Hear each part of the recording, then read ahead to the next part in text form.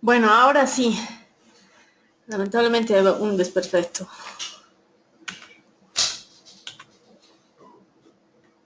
Bueno, ¿por qué, digamos, analizamos la motivación criminal y por qué es tan importante que ustedes como psicólogos forenses puedan evaluar, ¿no? Probablemente les va a llegar evaluaciones o tal vez ya han realizado evaluaciones, ¿no? A agresores o agresoras, ¿no? Es muy importante el conocer la motivación criminal, es decir, ¿qué lleva a una persona a cometer un hecho violento?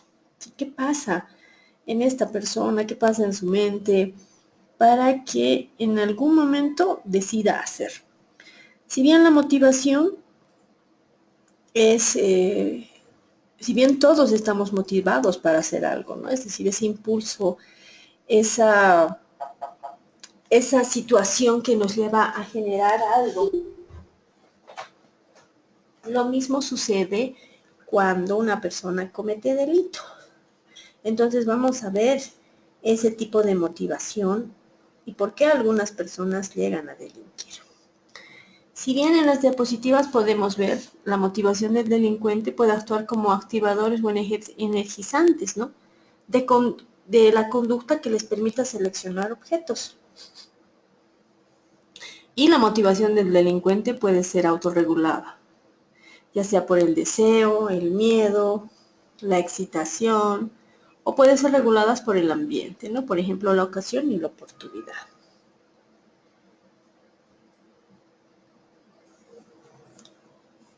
Por ejemplo, si bien todos tenemos la necesidad o tenemos ese impulso que nos genera estar motivados, como ahora, ¿no? Todos ustedes están motivados para hacer la maestría. Probablemente todos tienen una un ideal, algo que les ha llamado la atención del por qué quieren realizar la maestría. Y bueno, antes de poder abordar todo el tema, sí voy a decirles que después que avance motivación criminal, si bien no todos puedo verlos, sí por el chat, sí les voy a pedir cuando termine, pero esto, que me respondan el por qué ustedes han elegido la maestría, es decir, qué les ha llevado a estudiar psicología jurídica y forense. Porque a partir de eso ustedes van a realizar el trabajo. Y de acuerdo a eso yo voy a ir leyendo de las personas que me vayan escribiendo. Y de acuerdo a eso yo les voy respondiendo y voy a dar lineamiento más o menos al trabajo que tendrían ustedes que hacer. Me parece más práctico, además que también ustedes van a ir ya buscando bibliografía especializada en relación a un tema.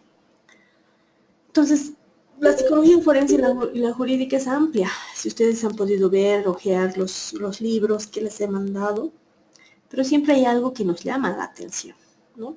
Por ejemplo, hay personas que les llama más la atención los peritajes en víctimas de abuso sexual. Hay otras personas que les puede llamar perfiles. Hay otras personas que les puede llamar la atención más el ámbito preventivo. Entonces, en función a eso, es lo que yo quiero conocer ahora de ustedes.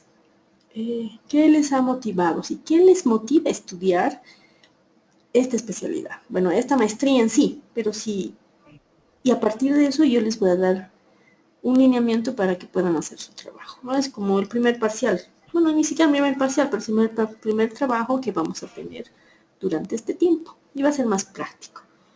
Y además, también ustedes van a poder buscar, como les decía, material. Bueno, entonces continuemos. Disculpa que te corte, muy buenas noches, soy Kyoko. Hola, Te Kyoko. cuento que a ratos te estoy escuchando entrecortadas, no sé si soy solamente yo o son todos, porque te escucho así totalmente pausado y la verdad no estoy entendiendo absolutamente nada. Me dicen acá que tal vez es tu conexión. Sí, ¿Los demás buenas escuchan? noches. Sí, sí, buenas noches. Hola, hola. No, acá sí se escucha bien. A veces el ancho de banda es deficiente y cuando se activa la cámara, el nivel de audio baja y se va cortando. Es por eso que a veces se opta por bloquear la cámara y Ya. para escuchar bien. Ya, entonces, Kyoko, tal vez podrías bajar la cámara o ponerte en otro lugar para que puedas o escucharme. ¿Me escuchas, Kyoko? Te escucho, te escucho. Lo que te decía es que después que yo les dé motivación criminal, quisiera que cada uno me pueda decir qué les ha llevado a estudiar la maestría. Algo siempre te motiva más que otra cosa. Y a partir de eso yo les voy a dar un trabajo. Va a ser el trabajo individual, que les va a ayudar a poder buscar más bibliografía, conocer más sobre la temática, más sobre lo que es la psicología jurídica y forense. Entonces, de acuerdo a eso, es lo que les decía, Kyoko. Si no tuvieran retorno, tal vez por el mensaje y yo igual voy a responder. Y de acuerdo a eso, ustedes ya van a poder elaborar un trabajo.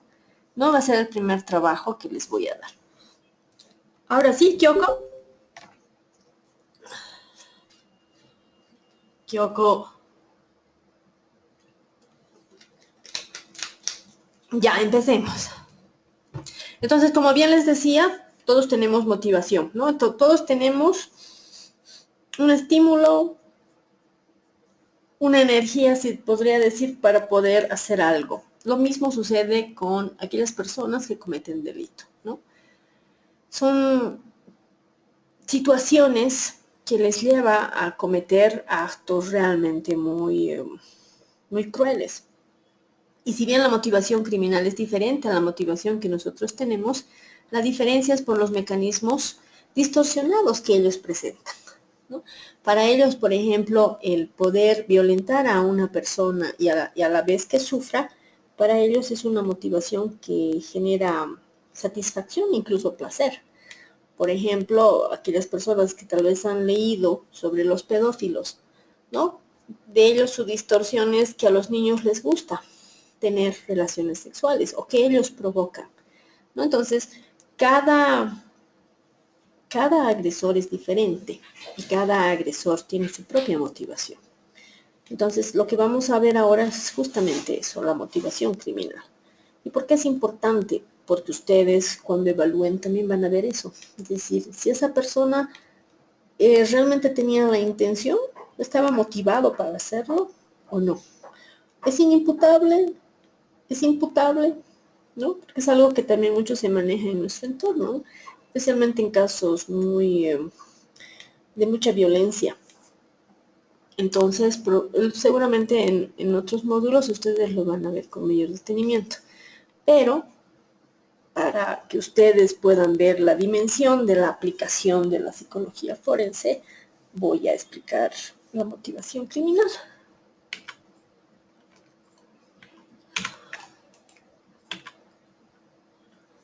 La motivación criminal, según Vicente Garrido, nos plantea que es comprender la motivación en sí del criminal. Es llegar a entender las necesidades psicológicas que trata de saciar con los crímenes. Tales necesidades psicológicas se expresan en la escena del crimen mediante el modus operandi y la firma. Entonces, ¿qué tan importante es conocer qué ha llevado a una persona a cometer un hecho? ¿No? ¿Por qué tomo en cuenta a Vicente Garrido? Porque también es psicólogo, es de España y ha realizado varios estudios en motivación criminal, en perfiles criminales. Seguramente con el segundo módulo lo van a ver, ¿no? Porque es un autor muy conocido en la temática y está más muy relacionado a la parte hispana, ¿no? Es decir, en el ámbito latinoamericano. Entonces, por eso toma en cuenta a Vicente Garrido. ¿Cuáles son las ventajas de conocer la motivación criminal? Como les decía, es preguntarnos por qué lo ha hecho, ¿no? ¿Por qué una persona llega a dañar a otra persona? Entonces, cuando nosotros conocemos la motivación criminal, en primer lugar, nos ayuda a reducir el grupo de sospechosos de aquellos sujetos con un motivo concreto, ¿no? Ayuda a vincular diferentes delitos con un motivo semejante. Orienta sobre la posible identidad del delincuente y sobre su estado mental. Ayuda a determinar si el hecho de un crimen realmente sucedió o existe la posibilidad de un suicidio. Entonces, incluso tú puedes asesorar, por ejemplo, ¿no?, a la policía o a los abogados para conocer, es decir, qué ha llevado a esta persona a cometer un hecho violento. Si bien yo les decía, cuando existen este tipo de casos de alta violencia que genera cierta conmoción a la sociedad, ¿no? Es interesante el poder preguntarse qué ha pasado, ¿sí? ¿Por qué hacen eso? ¿Qué lleva a cometer este hecho tan cruel hacia la persona? Entonces, cuando conocemos la motivación criminal, nos ayuda justamente a esto, ¿no? Incluso cuando analizan, por ejemplo, escenas de crímenes, ¿no?, me ayudan a determinar, de acuerdo a la motivación criminal, si existiría algún tipo de patrón. Si estaríamos hablando de algún asesinato en serie, por ejemplo, ¿no? Y en nuestro entorno no hay todavía esa práctica, ¿no?, de algunos investigadores, ¿no? No es que a veces tienen que estar actualizados, y a veces no se actualiza la policía en investigación aplicada, ¿no? Es decir, la psicología aplicada a la investigación criminal. Entonces es bien importante conocer el motivo, justamente para poder comparar patrones. La próxima conferencia que tengamos, vamos a ver un poco de lo que es la psicología aplicada a la investigación criminal. Entonces van a poder ver ahí qué tan importante es ver patrón, ¿no? Es decir, que se repita. Y eso te ayuda, en primer lugar, a reducir el grupo de sospechosos y dos, a generar mecanismos de prevención para futuras víctimas, ¿no? Entonces es bien importante el poder ver eso. Vamos a tomar y vamos a analizar el comportamiento criminal de los agresores. En nuestro entorno realmente hay el alto índice de agresión sexual es alto, pero las agresiones también se dan dentro del entorno. Muchas veces podemos encontrar casos de violación sexual, pero a veces no son denunciados. Por ejemplo, hace 2, 3 años, poco más, casi 4 años atrás, había un grupo de delincuentes que eran 2 personas que ¿cómo era su modus operandi? Tenían un taxi y que ellos siempre tomaban las paradas, y esto sucedió en el Alto. Entonces, ¿qué pasaba? Tenían el taxi y pusieron, ¿no?, los letreros, todo, como que hacer pasar como si realmente era un trufi que daba el servicio. Entonces identificaban solo mujeres. ¿Y cómo operaban? Subía una mujer, ¿no?, porque identificaban, y otro subía más adelante. Entonces se la llevaban a la víctima al lugar muy alejado. Entonces, ¿qué hacían? Las cogoteaban. Y aparte de cogotear, también violaban. Hubo más o menos unos 4 casos parecidos. Las botaban en lugares muy alejados, ¿no? Entonces, de las 4, 2 pusieron denuncia. Si bien fueron al médico forense, 2 solamente se animaron a hacer denuncia. ¿Y qué pasó? Es decir, ¿por qué se llegó a poder arrestar a estas personas? Lamentablemente, una de las víctimas era una policía y ella puso resistencia.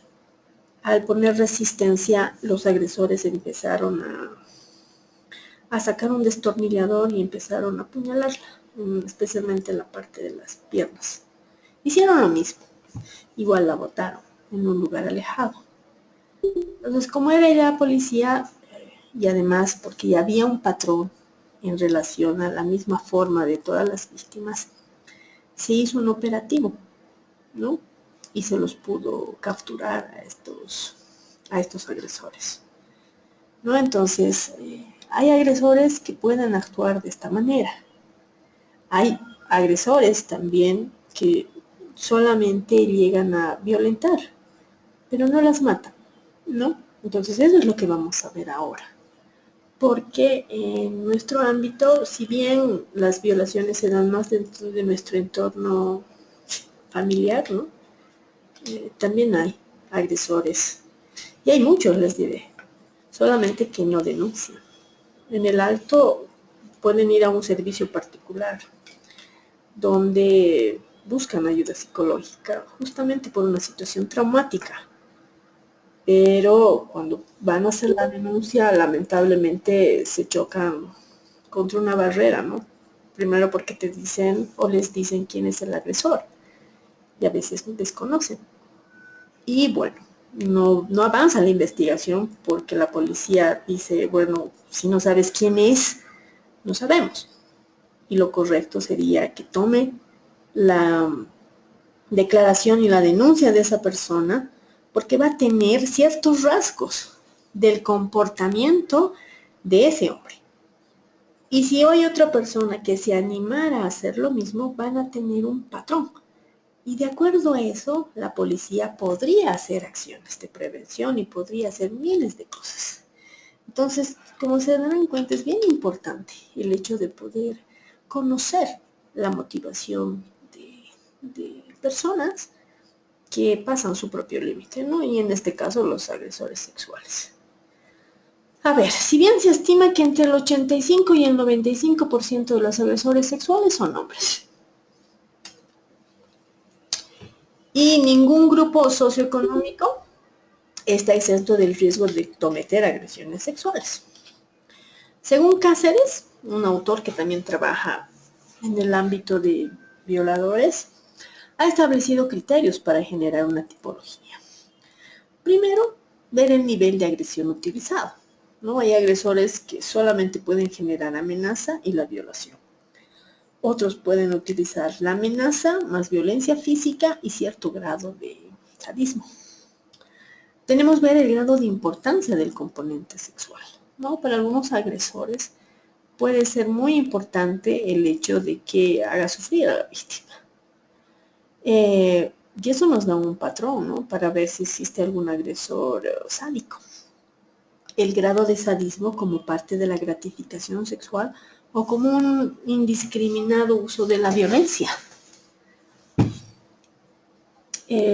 Sus manifestaciones expresivas denotadoras de demostración de autoafirmación, de poder o de evolución de ira, ¿no? La forma en cómo ellos ejercen la violencia nos dice mucho en relación a la motivación que tienen.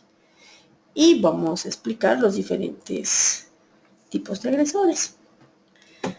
Se tomará en cuenta la siguiente tipología de agresores sexuales. Esta tipología es de acuerdo a Nicholas Groff, que es un criminólogo del FBI. Con Hazelwood ha desarrollado una tipología en 1995, ¿no? Justamente de los violadores que ellos habían identificado. A partir de eso ellos han elaborado esta tipología, que sí también la tomo en cuenta porque también está muy relacionada al tipo de violadores que podríamos tener. El primer tipo de agresor que vamos a analizar es el violador que busca ganar confianza o compensación. El propósito del ataque, es decir, este tipo de violador es para convencerse a sí mismo su masculinidad mediante el ejercicio de poder contra la mujer. Las conductas agresivas se restauran, ¿no? Es decir, restauran la confianza del delincuente. La forma en cómo agrede a la víctima genera una reafirmación como hombre. Su estilo de ataque utiliza siempre la agresión verbal o el uso de armas. Su agresión no es muy grave, daña físicamente a la víctima y tiende a justificar la agresión, proyectando la culpa a la víctima. ¿Cómo es su forma de operar? Selecciona a la víctima que vive cerca de su casa, o trabajo. Selecciona y vigila a la víctima. Puede ocurrir en la mañana, en la noche, el ataque dura muy poco tiempo y se hace más largo con la pasividad de la víctima. Y las agresiones se producen en la misma zona. Por ejemplo, en el Alto se ha identificado este tipo de agresor sexual. Cuando yo estaba trabajando en una institución, vinieron dos personas, ¿no?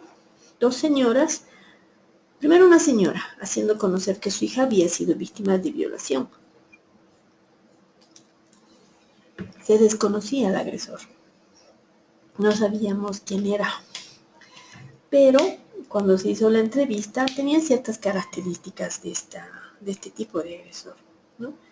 Hay otra víctima que también tenía el mismo patrón. En el Alto, las personas tal vez que conocen o no son de acá, el Alto es, si la distancia en el Alto realmente son cuadras. Muchas veces cuando tú transitas por avenidas, a veces no hay nada. No hay tiendas, está todo vacío, ¿no? La movilidad puede dejarte en un lugar, pero tu casa es 4 cuadras, pero son cuadras y las distancias son largas. ¿Qué pasó con esta joven? Fue a comprar a La Ceja. La Ceja es un lugar muy céntrico en la ciudad del Alto. Fue a comprar unas cosas para hacer un trabajo práctico. Era las 6:30 lo que me decía ella. Y estaba retornando a su casa a las 7 más o menos, 7:30. Que muy pocas veces ella llegaba a esas horas, justamente por la inseguridad que se genera. ¿Y qué pasó cuando estaba entrando a su casa? Es decir, cuando paró la movilidad, como les digo, a veces para y tú tienes que entrar. Lo mismo sucedió en este caso con ella. Y hay lotes baldíos. Y en uno de esos lotes baldíos salió un hombre, ¿no? Y ese hombre la amenazó y la violentó, ¿no? Es decir, la violó. Sí la amenazó y le dijo de que si ella habla o lo denuncia, él sabe dónde vive. Si bien él estaba con un pasamontañas y con un gorro, ¿no? Ella tampoco podía identificarlo. Entonces, hay situaciones y hay probablemente muchas víctimas que viven este tipo de situación, solamente que no lo denuncian. Ella no lo denunció, pero sí buscó ayuda. Y ni siquiera fue ella porque quería la ayuda, sino como estaba pasando clases, era la profesora quien notó un comportamiento muy brusco. Y cuando ella se acercó, le preguntó y ella echó en llanto, ¿no? Y le dijo que había sido víctima de violación sexual. Y bueno, eso conllevó de que vaya a terapia, busque ayuda. Entonces, el hecho había sucedido ya hace una semana más o menos. Entonces, como les digo, hay casos realmente que podemos identificar y a veces no los denuncian, ¿no? Entonces, este tipo de agresores busca eso, es decir, busca reafirmarse su propia masculinidad, el hecho de ser hombre, agrediendo a una mujer, ¿no? Y van a ver cómo los otros agresores empiezan a deteriorarse y su motivación es mucho más punitiva. Si tienen alguna pregunta, me pueden ir, por favor, preguntando. O tal vez tienen alguna historia, tal vez parecida, pueden también compartirlo, porque también es interesante el poder escuchar otras historias que también nos ayudan a analizar este tipo de comportamientos. Y bueno, la firma, ¿no? Se lleva algo personal de la víctima. Mantiene un registro de las violaciones, hace llamadas obscenas a las víctimas e incluso puede enviarle regalos. No es una forma de intimidar a las víctimas.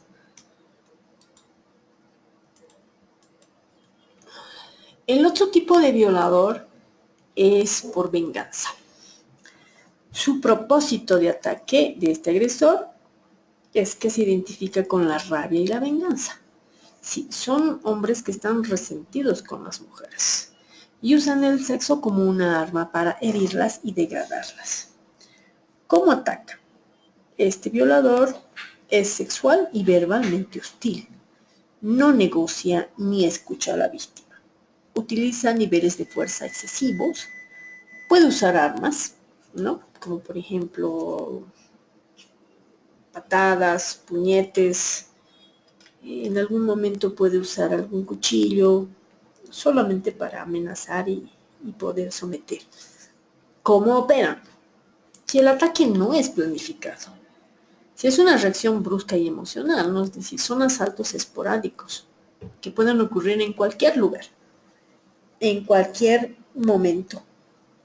Puede ser en el día, puede ser en la noche. Y como les decía, puede emplear armas de oportunidad. La rabia del violador es desahogada sexual y físicamente contra la mujer y deja a la víctima después de liberar la tensión. La conducta de la firma es la fuerza física inmediata. El violador primero ataca, la duración del ataque es breve y finaliza cuando el violador queda exhausto. La ira extrema es muy evidente en la escena del crimen. Su acción no es planificada y habrá otras víctimas colaterales, ¿no? Por ejemplo, si alguien estaba pasando por ahí, también puede violar. Entonces, este violador se venga con las mujeres por algo que le ha pasado. Por ejemplo, este tipo de violador podemos encontrarlo en un asesino en serie que es muy famoso, o que ha sido famoso porque ya ha muerto, que es el Ted Bundy. El Ted Bundy era un asesino en serie, pero de tipo sexual. ¿Qué pasó? Cuando era joven, tenía una novia quien lo había rechazado, ¿no? Lo rechazó. Entonces eso ha generado de que él busque un tipo de víctima.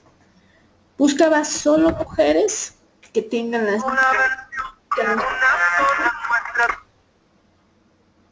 tenían las mismas características de la mujer que había sido, la mujer que lo rechazó, ¿no? El pelo al lado y todas de cabello largo. Entonces, su víctima de él, es decir, sus víctimas tenían las mismas características.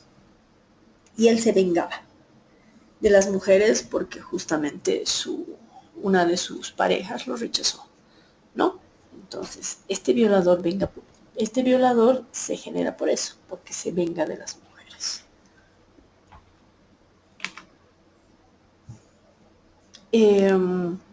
Voy a hacer un ejemplo de este violador y voy a leer una pequeña historia.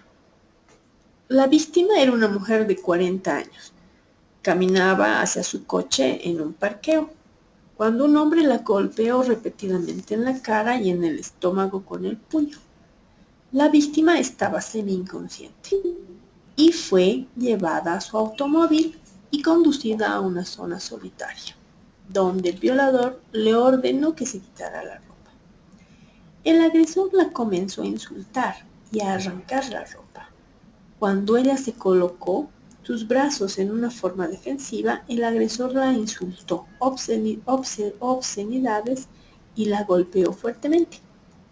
La llevó a la parte trasera del automóvil y trató de violarla, pero no pudo y culpó a la víctima de esta situación.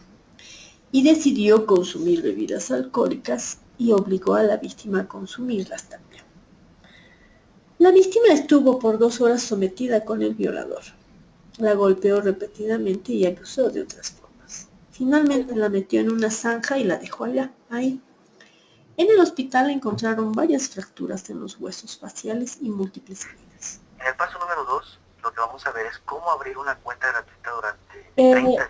Les pediría, porfa, si no tienen, no van a hacer algún tipo de pregunta, puedan bajarlo o apagarlo su audio. Porque ahorita estoy escuchando, no sé de quién, un sonido que no es, digamos, y eso tal vez va a generar alguna dificultad en los compañeros. ¿No? Entonces requirió una hospitalización y varios meses de terapia psicológica, ¿no? Entonces, este tipo de violador, su motivación es venganza. Vengarse de las mujeres por algo que le ha sucedido con una de ellas, ¿no? Y considera de que todas las mujeres deben pagar por eso. El otro tipo de violador es el que quiere demostrar su identidad mediante el poder. Si bien les decía, quisiera pedir por favor que puedan apagar su micrófono.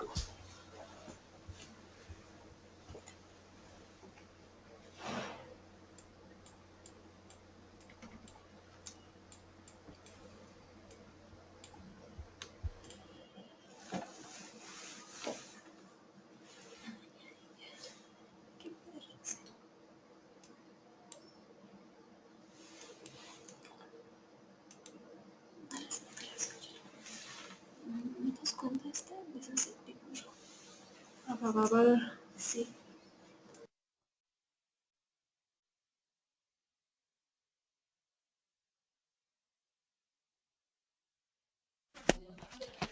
Hola, buenas noches. El micrófono abierto es de la compañera que está en cámaras. ¿Podría apagar ella su micrófono? Si pudieras apagar. Clave. Es importante que tengas en cuenta lo siguiente. La clave debe de ser como mínimo 8 caracteres, máximo 32. Ahí sí.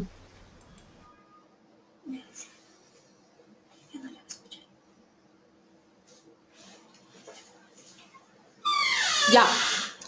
Sigamos entonces. Vamos a ver el violador que requiere reafirmar su identidad mediante el poder. Este es muy parecido al primero, ¿no? El que busca reafirmarse como hombre. No tiene cierta similitud, pero siempre varía. Por ejemplo, el propósito de ataque de este violador es que aparenta ser un tipo muy duro, ¿no? Es decir, este agresor utiliza siempre la violación para expresar su virilidad y dominio sobre la mujer. Y es el segundo tipo más común observado por la Unidad de Ciencia del Comportamiento, que es el FBI. ¿Cómo ataca? Este tipo de violador es sexual y verbalmente egoísta en sus ataques. No intenta que la víctima esté cómoda y no muestra preocupación por la víctima. Utiliza de moderados a excesivos niveles de fuerza para someterla y para controlarla. Da órdenes de tipo sexual. Y el placer del agresor es lo primario. Su método de aproximación es el engaño. Selecciona a sus víctimas de edad aproximada a la suya. ¿Cómo opera? ¿No? Su modus operandi. La víctima es preseleccionada o de oportunidad. El lugar al asalto sexual es de acuerdo a la víctima elegida. Emplea un arma o bien la fuerza brutal. La víctima está en cautiverio mientras resulta violada. Su meta principal de este tipo de agresores es capturar y controlar a la víctima para demostrar que son tipos duros y son los que mandan y los que tienen el poder, ¿no? Entonces vamos a ver un ejemplo de este.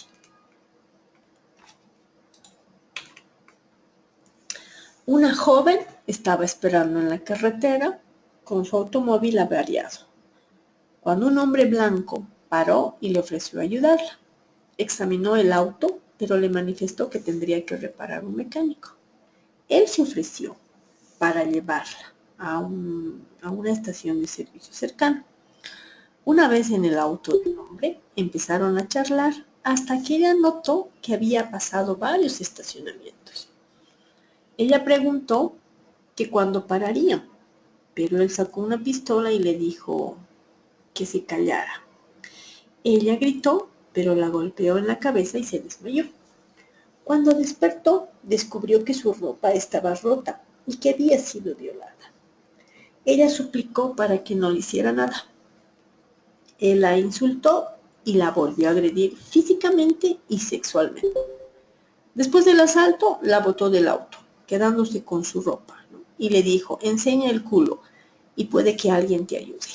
La víctima tuvo que ser tratada por fuertes síntomas, ¿no?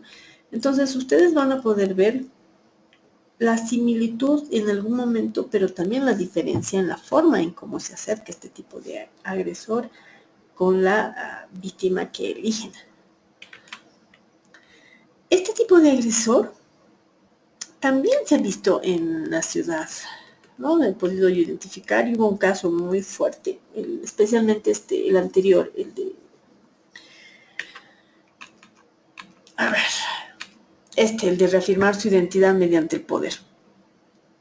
Igual, más o menos hace 5 o 6 años, igual en la ciudad del Alto. Hay unas pasarelas donde es las 6 de marzo, ¿no? Y justamente ahí operaba un hombre. ¿Qué hacía? Identificaba mujeres jóvenes.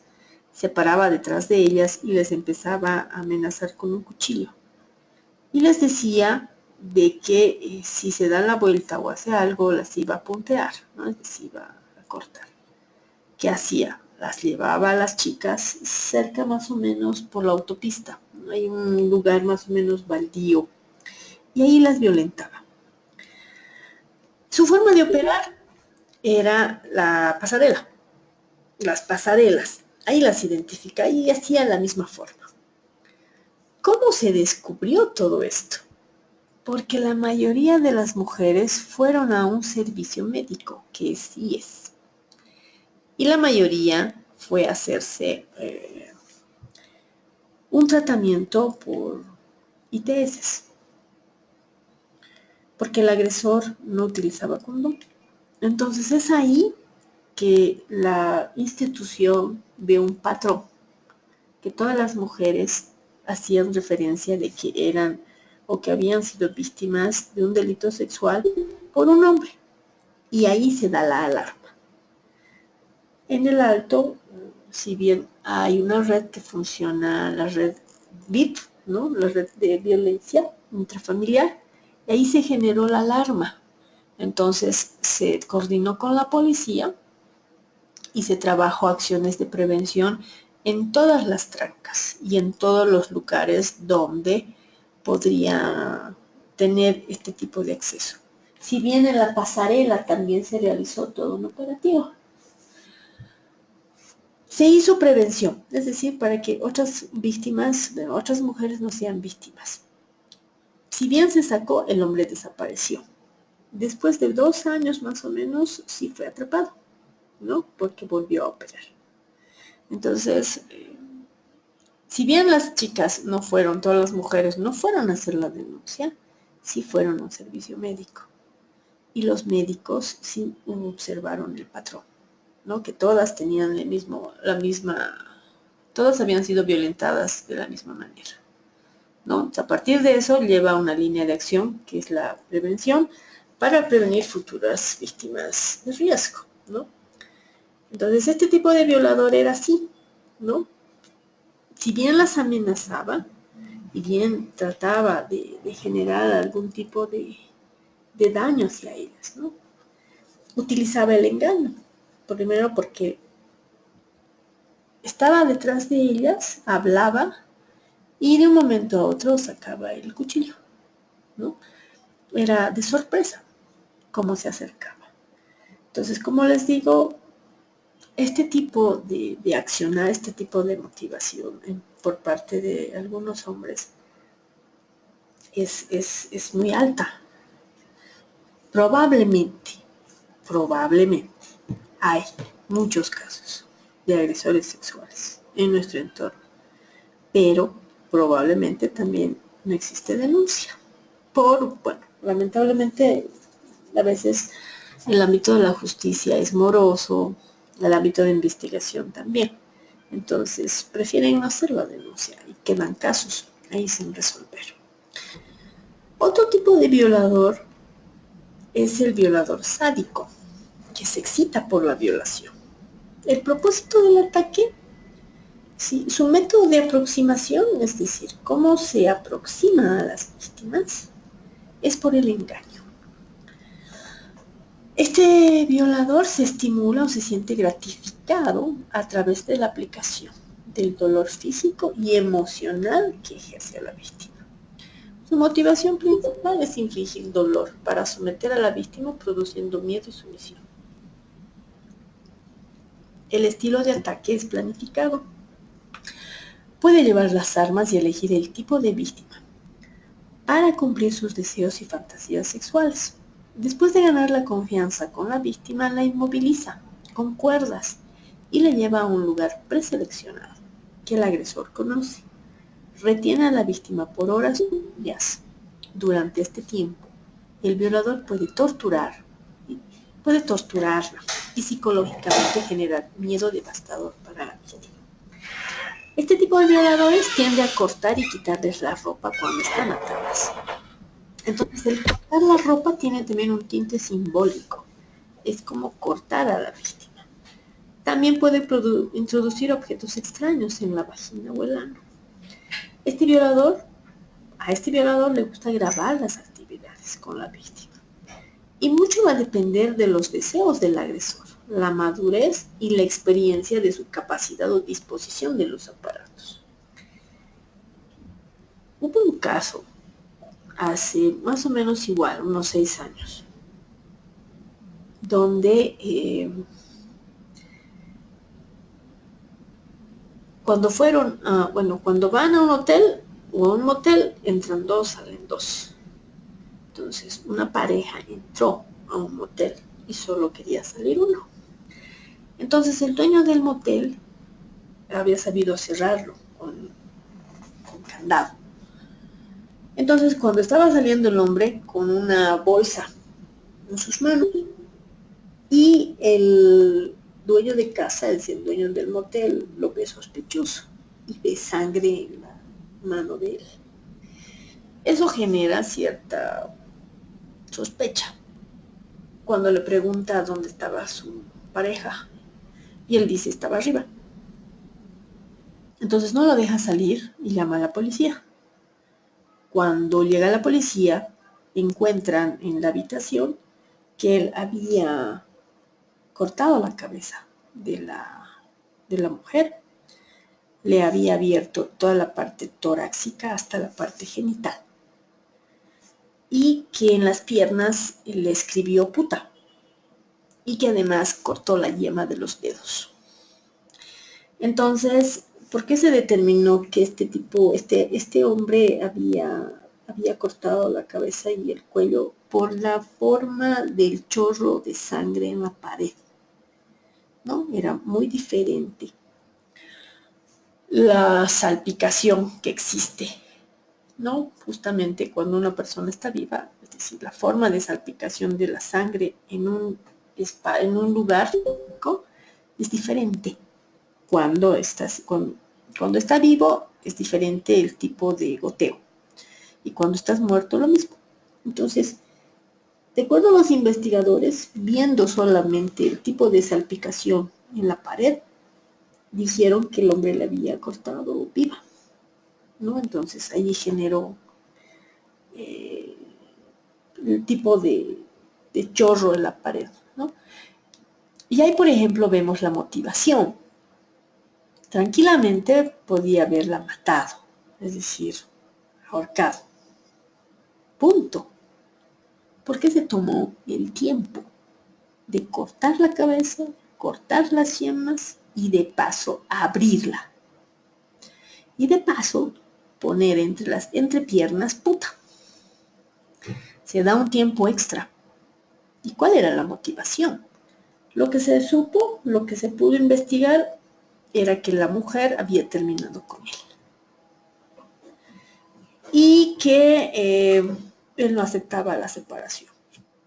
Y que con engaños la llevó al hotel por última vez, ¿no? Es decir, por última vez vamos a tener un encuentro.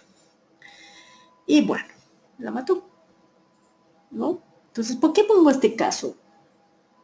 ¿Por qué te das cuenta? La motivación, tal vez sádica. ¿Y por qué se tomó un tiempo extra de hacer algo? Como les digo, probablemente incluso este hombre, porque se hizo un análisis de este caso, probablemente él ha leído cosas en el internet, ha buscado cómo hacer desaparecer indicios, ¿no? Primero cortar la cabeza. Nadie va a saber quién es. Yema de los dedos. También. podría haber algún tipo de identificación, ¿no? Entonces, probablemente él ha leído, ha buscado en internet, ¿sí? Y de paso ha planificado, porque estaba con un cuchillo. Entonces la policía, como les digo, llegó y se lo llevó. Y no, en la evaluación no determinaron que estaba con algún brote psicótico, no determinaron eso. Más bien determinaron que estaba consciente en el momento del hecho, ¿no? Entonces esto también que nos ayuda, que aquellas mujeres que viven en situación de violencia y una violencia extrema y son de riesgo, recomendar, ¿no? Que nunca deben salir con su expareja o generar algún tipo de encuentros, porque corren más riesgo de ser asesinadas. Y en este caso sucedió así, ¿no? Hubo otro caso de otra joven en Apolo, donde igual el agresor la cortó la parte genital, cortó también las yemas y las orejas. Entonces, uno se pregunta y dice, ¿por qué?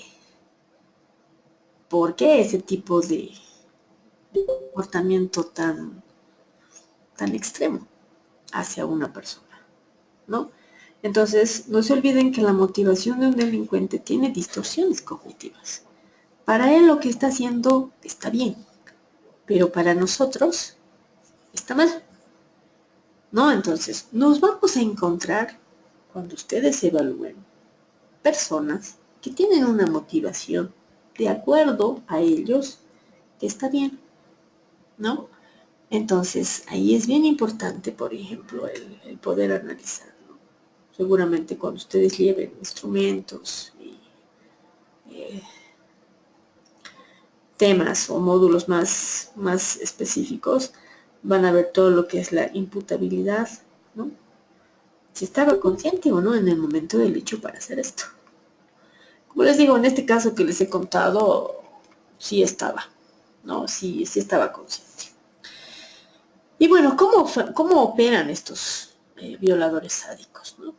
Para acercarse a la víctima pueden simular una profesión, ¿no? Por ejemplo, ser autoridad, un policía, un profesor, un guardia de seguridad, sin engaño. Esto genera que puedan acceder a las víctimas, ¿no? Existe mucha planificación y son muy metódicos. Ganan la confianza de la víctima, la seducen, se incrementa la agresión en cada agresión, ¿no? Es decir, mata a la víctima como acto de precaución. No tiene que dejarla viva.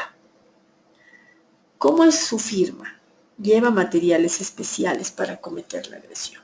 El ataque es prolongado, sus víctimas son extrañas, el agresor es brusco, seduciendo y engañando, mostrando un hombre sincero. Meta principal es que el violador busca hacer realidad su fantasía sádica. La meta es el control y el terror total de la víctima, ¿no? El causar dolor físico, emocional y su máximo placer. Este tipo de agresor también se visto, yo lo pude ver en un caso, ¿no? que pude hacer la intervención no con evaluación, sino más bien con asesorar al investigador. Igual sucedió en el Alto. Era una chica de más o menos 25 años, fue a bailar a uno de los boliches por la ciudad del Alto con un amigo. Lo que declara el amigo es que fueron al lugar, bailaron, después salieron del lugar y fueron caminando. Y en un momento a otro, cuando ya estaban en un lugar más alejado, aparecen 3 personas.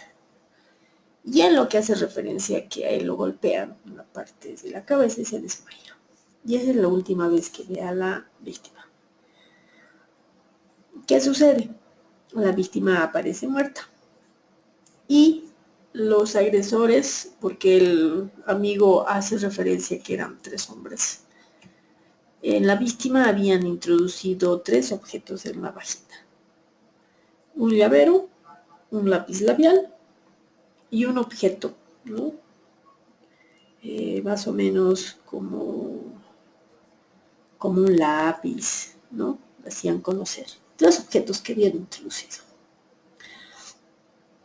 Se hizo toda la reconstrucción y se sospechaba por una parte de su expareja. Pero haciendo las notificaciones y todo lo demás, y el tiempo de preparación del caso, no procedió, ¿no? El caso se quedó ahí.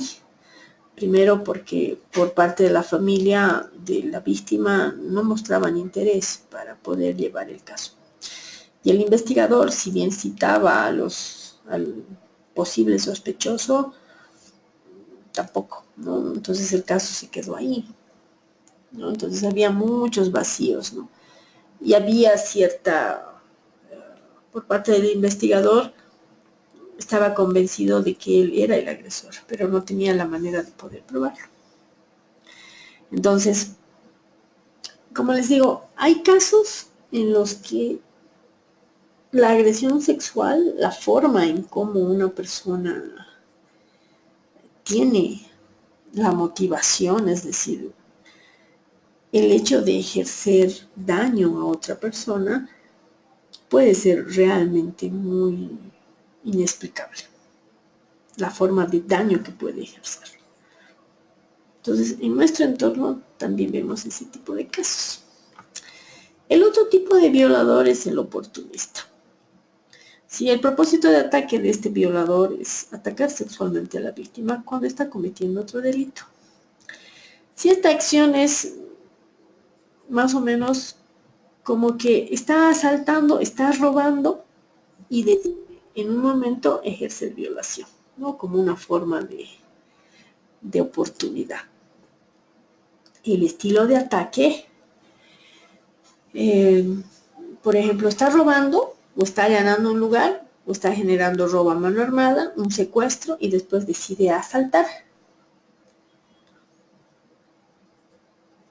Y bueno, agrede sexualmente a la víctima. Utiliza una fuerza mínima, ¿no? Y tarda un tiempo corto.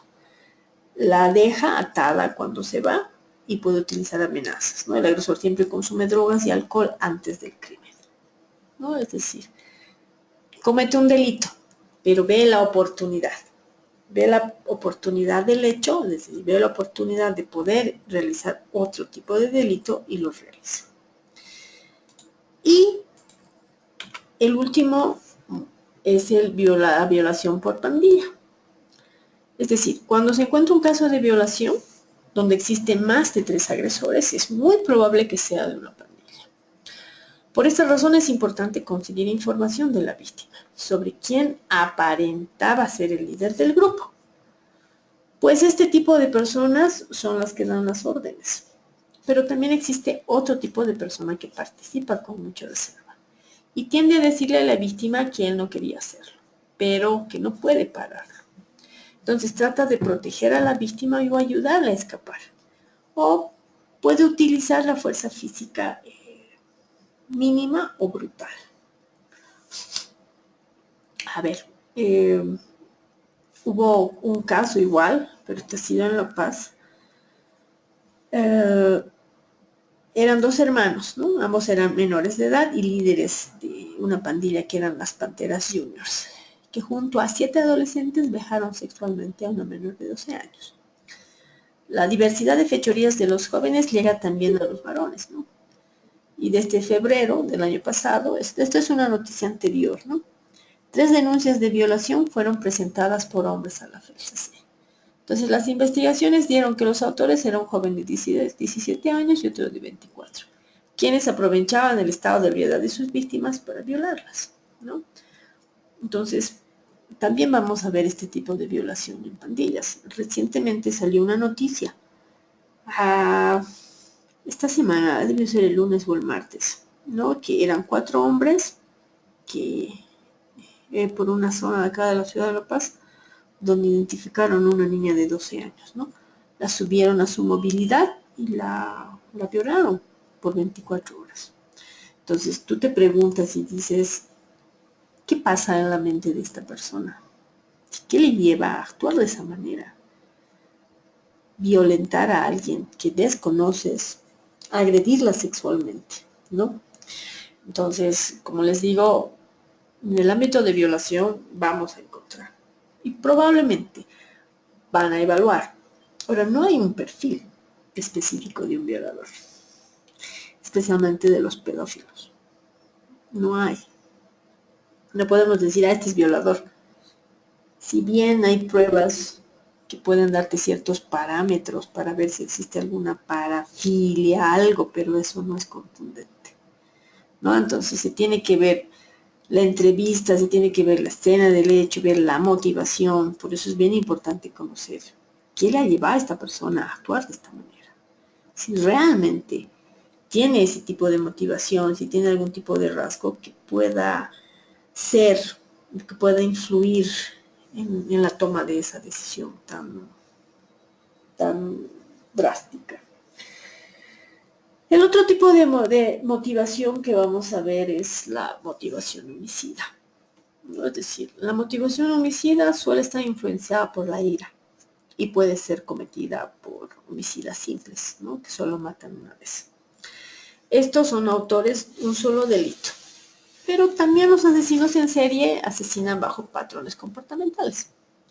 Como les decía, probablemente seguramente con Yomar Bejarano o con la docente que les toque, van a ver perfiles criminales. Seguramente ahí ustedes van a ver asesinos en serie. Van a ver patrones, ¿no? Entonces ahí van a ver también con más amplitud lo que es una motivación en un asesino en serie. Pero para que ustedes puedan entrar ya a lo exquisito de lo que es la psicología forense y jurídica, es dar este tema para que ustedes puedan ver el tipo de aplicación. No necesariamente puedes hacer evaluación, puedes hacer asesoramiento, puedes asesorar a investigadores, a abogados, justamente porque tú conoces la temática. Y puedes guiar para que los investigadores o los abogados realicen las entrevistas, ¿no? Entonces, es otro tipo de aplicación de la psicología, ¿no? Se llama esto la psicología aplicada a la investigación criminal. Conocer, dar, por decir, un lineamiento que coadyuve en la investigación.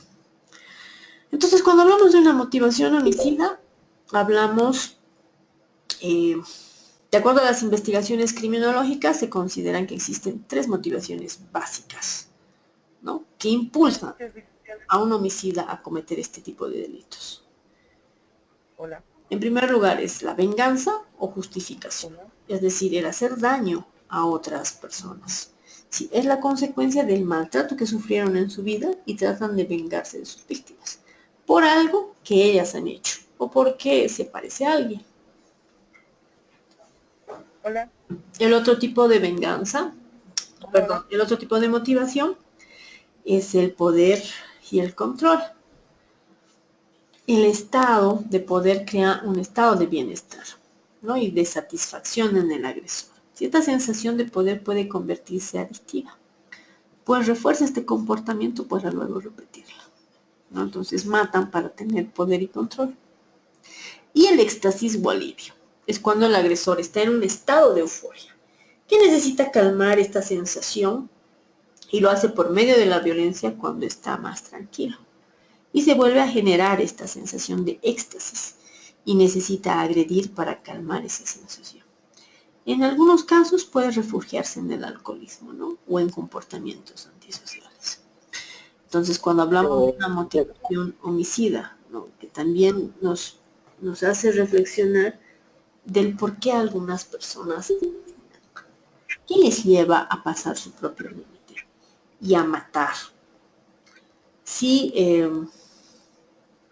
les había dado una tarea en el foro 2, donde ustedes tenían que leer Habla Ricardo, licenciada. Dime. Por favor. Dime, Ricardo. ¿Puede repetir, por favor? Buenas noches. ¿Puede repetir, por favor, las 3 motivaciones básicas? Por favor, se me cortó justamente el internet en ese momento. Ya. Las 3 motivaciones básicas son, en primer lugar, la venganza o justificación. Es decir, que hacen daño a otra persona o matan a otra persona justamente porque se están vengando. de sus víctimas o de alguien parecido que le hizo algún tipo de daño. El otro tipo de motivación es el control y poder, es decir, que el homicida a través de su acto trata de controlar y tener el poder. Puede convertirse en forma adictiva, dice, pero siempre su comportamiento llega a repetirla, ¿no? Justamente porque a partir de su motivación, el poder asesinar, la finalidad es esa, el poder y el control. El otro tipo de motivación es el éxtasis o el alivio. Cuando el agresor en un estado de euforia necesita calmar esa sensación y lo hace por medio de la violencia. Cuando está más tranquilo, se vuelve a generar esa sensación de éxtasis y necesita agredir para calmar esta sensación, ¿no? Yo sí les voy a pedir Perfecto. que, como una forma de curiosidad, puedan ustedes leer las vidas de asesinos en serie. Ahí ustedes van a ver muy bien las motivaciones. Por ejemplo, estas u otro tipo de motivaciones tan aberrantes que, como les decía, te pones a pensar y decir qué pasa en la mente de esta persona para que cometa este tipo de hecho. Ahora, por ejemplo, un hecho que se está dando en nuestro entorno es los feminicidios, ¿no? Entonces uno se pregunta y dice, ¿qué pasa en la mente de esta persona para que decida matar a su pareja? Entonces, según a los estudios que se han realizado en nuestro entorno, el primer motivo para que el hombre mate a su pareja son los celos, ¿no?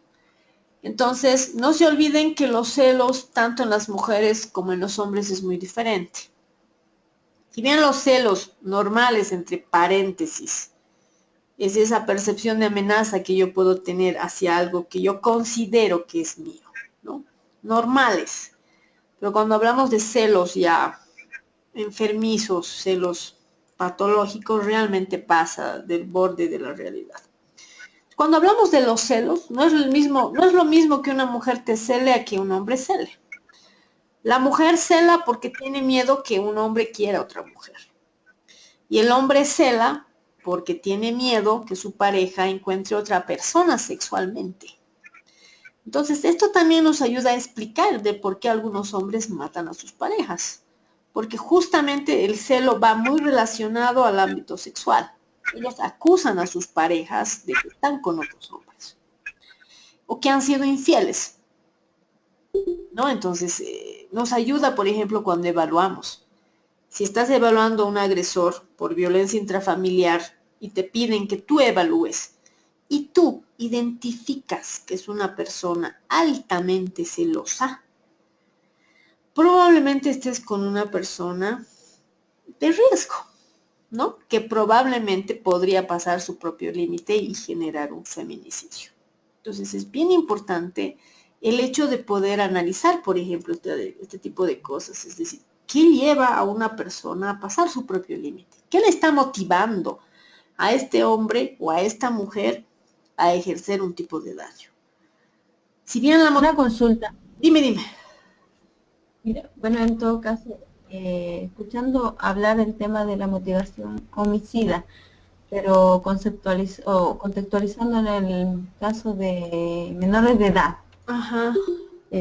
Donde el desarrollo evolutivo también implica analizar el tema de que por decir, una persona que está en un proceso judicial, pero que además puede tener, digamos, una situación o un estado o a lo mejor un retraso en el nivel evolutivo, siendo un poco egocéntrico en el sentido del tema de la venganza, de la ausencia de resignificación, del daño y todo eso.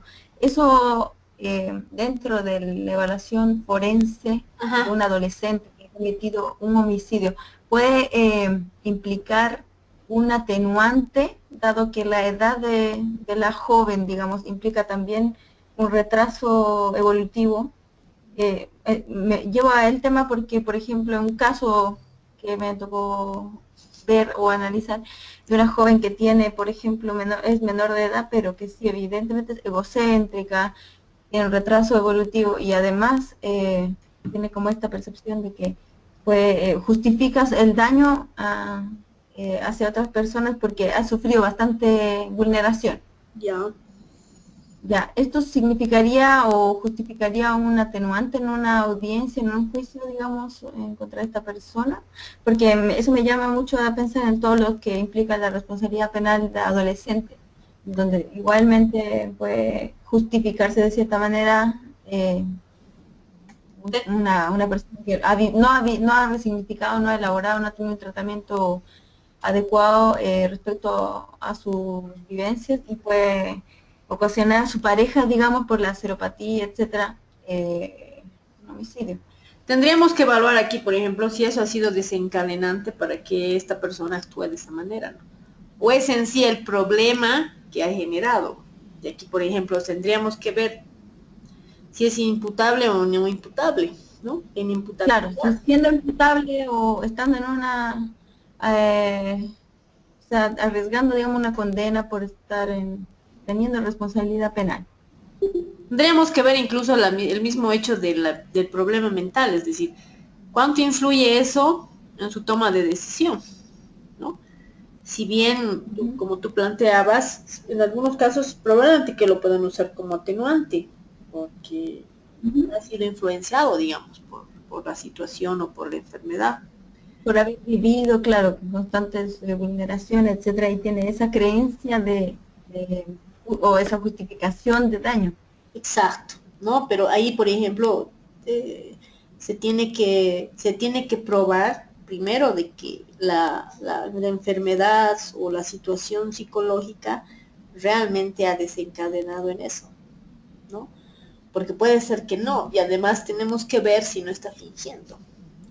No se olviden que las personas que llegan a nosotros para una evaluación no van a llegar con una verdad, van a llegar con varias verdades que te van a hacer creer algo. Entonces aquí es bien importante conocer el problema que tiene, es decir, la enfermedad, si tiene algún trastorno, si tiene algún problema médico, y si eso puede influir para que ella tome o él tome una decisión. O si hubo una situación externa, es decir, si hubo un tipo de experiencia de maltrato, de daño, y que eso pueda conllevar a tomar una decisión. Entonces aquí se tiene que ver si eso ha afectado y si esa afectación en el momento del hecho estaba esa persona consciente o no. De acuerdo a eso se va a poder determinar el grado de responsabilidad, ¿no? De decir, no estaba, porque ponte que ha vivido, como tú dices, una situación realmente muy traumática. Ya ha generado en algún momento un brote psicótico. Y eso ha generado que en el momento del hecho no esté consciente. Se tiene que probar eso. Tienes que probar que en el momento del hecho no estaba consciente o estaba consciente. Y de acuerdo a eso va a generar la responsabilidad penal. Ahora, si bien pone la compañera este ejemplo, han debido escuchar en Santa Cruz lo que ha sucedido con esta joven de 14 años que hizo matar a su pareja.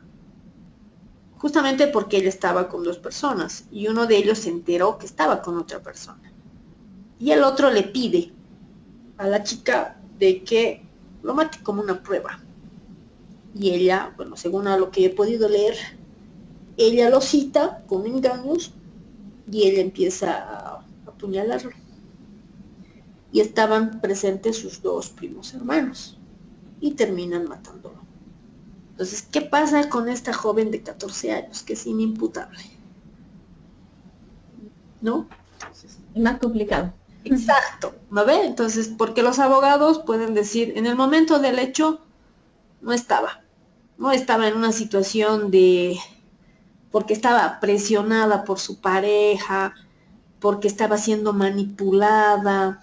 Entonces ahí tú tienes que ver si realmente estaba manipulada. Lo que acaba de decir es como esta influencia de pandillas, prácticamente.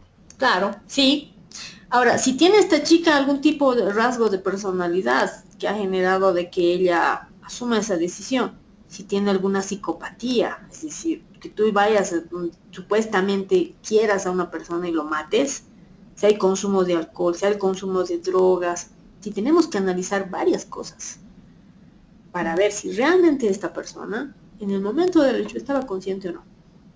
Y eso nos da un parámetro de la responsabilidad y de la motivación, es decir, ¿qué le ha llevado a matarlo a este joven? Solamente porque le dice a otra persona anda a matarlo. Es decir, es tan fácil que una persona porque le dice a otra anda a matarlo. Entonces, ¿qué tipo de personas podrían hacer este tipo de cosas? Entonces, es complejo, ¿no? Analizar es complejo, el hecho incluso de probar. ¿Por qué? Porque tú tienes que analizar quién es esta persona. Si ha vivido violencia, digamos, en la infancia, maltrato, pero eso no es justificativo. No todas las personas que viven violencia y maltrato llegan a... Por eso les digo, es interesante porque nos ayuda a analizar, ¿no? Es decir, nos ayuda a analizar la motivación. Es decir, ¿qué ha generado para que esta joven, 14 años, motive? Digo, mate. Les voy a contar, ya que la compañera ha tocado temas de menores de edad. Hubo un caso, lamentablemente es el alto. No puedo hacer, es que trabajo más en el alto y conozco más casos en el alto. Eran 2 niños, 3 niños. Una madre, bueno, una mujer y un hombre se juntaron. Y al juntarse, ambos tenían hijos. La mujer tenía una hija de 4 años y el hombre tenía 2 hijos. Uno de 14 y uno de 8. Los padres salían y los dejaban a los 3 hijos solos. ¿Qué pasó? El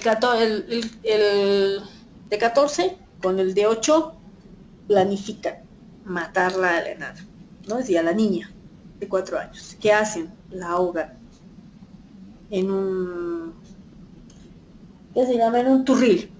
La ahogan, sacan la carretilla, ponen el cuerpo y la llevan más o menos unas 6-7 cuadras y la botan en un basurero.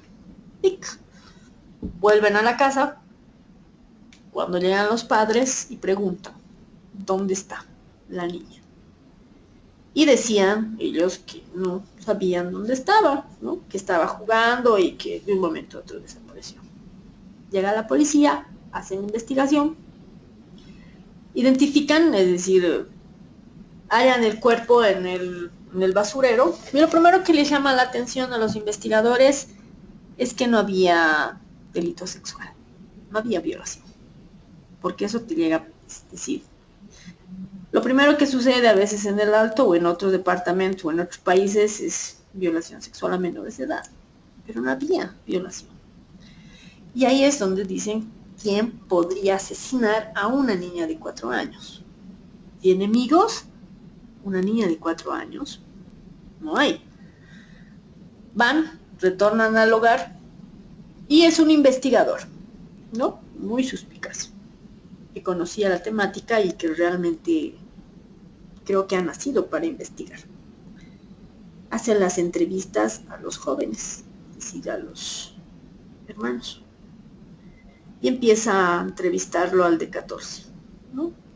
Y el de 14 le decía, no sé, yo no he visto, no estaba ahí, ¿no? Muy cortante. Y empieza a presionar al de 8. Y es el de 8 años quien confiesa. Quien dice que mataron a la niña. ¿Cuál era la motivación? Según a ellos. Era que la madrastra daba más prioridad y más comida a la niña de 4. Y que a ellos los trataba mal. Y no les daba comida, ¿no? Lo que ellos... Y se les pregunta, ¿cómo se les ha ocurrido sacar la carretilla, botar, ahogarla? Y ellos manifiestan que vieron en la tele cómo mata. Dijeron, ¿no? Entonces, son inimputables. No de 8, Claro. ¿no? Sí. Pero lo que yo me quiero referir es que a menor edad también ya se está cometiendo delito. Y a veces pensamos que solo son las personas adultas. Entonces, a menor edad también ya se están generando delitos, tanto de violación como en este caso, como les cuento, ¿no? Frente a esta situación, bueno, yo no pertenezco al área de forense, ¿Qué eres pertenezco tú? al área clínica e infanto-juvenil. Pero eres psicólogo igual. Sí, claro, sí soy psicóloga, pero yo solamente intervengo en casos de vulneración de niveles, bueno, de cualquier caso de vulneración, digamos, entonces me llegan desde esto que podría ser maltrato hasta al nivel de que llegan jóvenes con responsabilidad penal, con conducta transgresora. Entonces, esa es mi duda. En el fondo yo no hago mucha evaluación forense, entonces no me cuesta mucho esta indagación, pero sí me cuesta el tema de cuán prioritario es la atención de un adolescente imputable para poder yo determinar si evidentemente el desarrollo o la carrera, o sea, el desarrollo delictual de un adolescente puede llevar a un perfil criminal. Y evidentemente veo mucho de los rasgos, digamos, o de las creencias que tienen los adolescentes sobre personas con quien tienen conflicto, pero claro, algunas veces están como en el perfil de la motivación de pandilla o de la motivación homicida. Y ese es o sea, en el fondo, digamos, mi preocupación mi deber es como también indagar hasta qué punto puedo yo definir que existe evidentemente un perfil criminal para poder yo también dar un tratamiento específicamente para una perfil Yo creo que, antisocial ajá. O para solamente como una atención familiar. Yo creo que aquí tú tendrías que ver comportamiento antisocial, ¿no? Claro. Que eso te va a conllevar a hacer probabilidad de que pueda convertirse ese comportamiento antisocial en un comportamiento más estructurado o psicopatía. Yo creo que No, vaya en base. evidentemente, algunos niños sí presentan esta situación y tienen antecedente policial. Entonces, siempre es como tipificar, digamos, de cierta manera, porque yo no estoy a cargo de una evaluación de un peritaje. Ya. Pero evidentemente cuando me preguntan a mí qué tanto riesgo, qué tanto nivel de riesgo tiene esta persona, me cuesta reconocer también si puede ser en este caso, bueno, de las pandillas son lo más común, porque los adolescentes participan mucho más en una pandilla que en un grupo familiar. Yo creo que sí tendrías que hacer la evaluación sin que no exista, es decir, eres Claro, sin forense, que ¿no? Y trabajas. claro, en la demanda. ¿Tú trabajas con juzgados o trabajas en una institución de intervención? No trabajo con juzgados, pero trabajo en el área de protección, de, de, de, de discernir si un niño bien pertenece a un hogar o bien a una familia. Yo creo que aquí sí tendrías que usar, es decir, ver comportamientos antisociales, psicopatías, porque eso también te lleva a hacer algún tipo de pronóstico en relación a este tipo de comportamientos que podrían ser de alto riesgo. ¿No? Porque ponte que tú dices, no está bien, es apto para la sociedad, pero probablemente no lo sea. Y tú estarías dejando, ¿no?, a una persona que es altamente peligrosa, ¿no? Muchos de ellos han tenido y tienen registro en policía, obviamente tienen conductas transgresoras y conductas transgresoras me voy a que también han tenido antecedentes penales. Sí, Claro. Claro, yo no voy a llegar a un peritaje, pero a mí me interesa mucho este tema por ese mismo hecho de que si no podemos bajar el perfil, ¿no?, a un joven con vulneración o con alguna situación de vulneración no trabajada, porque evidentemente se configura en un perfil criminal. Si bien no haces un peritaje, pero sí te ayudaría a utilizar las pruebas especializadas para hacer tu diagnóstico tuyo. Claro. Y a partir de eso tú puedas hacer ¿cómo te digo esto? Que tú puedas generar y decir que esta persona, este joven es apto o no es apto o tiene, puede ser riesgo, ¿no? Claro, sí. Sí, Entonces, a mí como todos estos rasgos evidentemente es muy interesante profundizar bien a detalle. y yo lo que yo te podría sugerir es que leas psicopatía en la adolescencia. Ya. Eso te va a ayudar a ver rasgos psicopáticos, ¿no? Y que sí podrían ser de riesgo, porque más adelante pueden estructurarse más complejos, ¿no?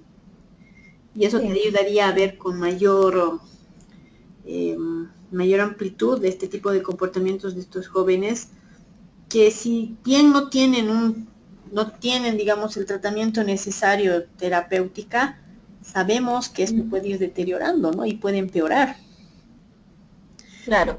Esa es la duda de en el fondo cuando los niños, o sea, los adolescentes que tienen responsabilidad apenas llegan, mi tratamiento comienza como desde los 14 años. Entonces, ¿desde qué edad podría ya configurarse en un trastorno antisocial? Porque sabemos que el DSM-4 igual estipula que dentro de este proceso, antes de los 18 no se podría denominar un trastorno, pero sí tienes bastantes, dentro del criterio de evaluación ya se podría, Sí. si está yendo a un trastorno antisocial, Sí. eh, Ajá. sería definitorio, digamos, el que cumple los 18 años de edad. Claro. Y además no te olvides ver el comportamiento disocial, ¿no? Ver daño animal, por ejemplo. Y otro tipo Sí. de características que te podrían dar o te podrían explicar desde la psicopatía. Entonces, tú tendrías un parámetro en el que tú podrías generar y decir de que estos jóvenes o algunos podrían ser realmente de alto riesgo para la sociedad, ¿no? Y que el proceso de terapia tendría que ir enfocado a resolver esto. Ah, algo específico, claro. Algo específico, exactamente. Algo específico. Lo que sí voy a dejarles a la maestría es una película. Ya. Y esta película quisiera que la vean, justamente es de un joven, es un psiquiatra, ¿no? Que su hijo es víctima de una violación. Su hijo se suicida, pero también trabaja con un joven que está recluido en un centro para jóvenes, pero el joven es de alto riesgo. No, pero la película en sí trata sobre la violación. Entonces, quisiera que la vean y eso nos va a ayudar, por ejemplo, a entender este tipo de mentes, este tipo de hechos que cuando vives una situación traumática, el impacto en las personas es diferente. Entonces les voy a dejar ahora a posgrado para que pueda subirlo al sistema y ustedes puedan verlo. Ya, entonces la próxima sesión podamos hacer algún tipo de comentarios en relación a eso. Si bien el tiempo ya está premiado, voy a subir al sistema el trabajo. Me hubiera gustado escucharlos a todos del por qué, digamos, han estudiado, bueno, por qué han elegido la maestría, para darles lineamientos para el primer trabajo. Pero voy a hablar con posgrado para subir y ustedes puedan tener y hacer el trabajo. Bueno, no sé si tienen alguna pregunta, algún comentario, para que podamos ir cerrando la videoconferencia. Creo que ya nos hemos pasado un poquito. No, bueno, muchas gracias por la acotación. Para mí ha sido bien muy importante. Listo, yo te aconsejo que leas psicopatía. Voy a subir una revista. Ay, no he traído. Voy a dejarles, por favor, aquí a posgrado. Debo eso. Y ahí está, la psicopatía en la adolescencia. Te va a ayudar ahí bastante. Sí, sí, gracias. Listo, muy bien. ¿No tienen, entonces, si tienen alguna pregunta, algún comentario, algún aporte? Si no, Aló, buenas noches, licenciada. Hola, doctor. ¿Aló? hola, hola.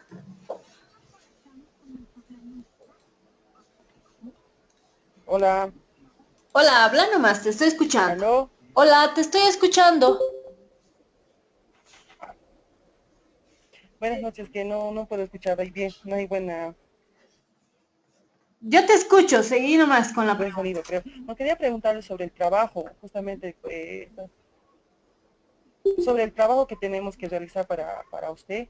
O sea, no tengo muy claro qué tipo de trabajo vamos a hacer, en qué consiste, todas esas cosas, porque no está subido en la página, solamente dice hacer un trabajo, pero no tengo idea de qué.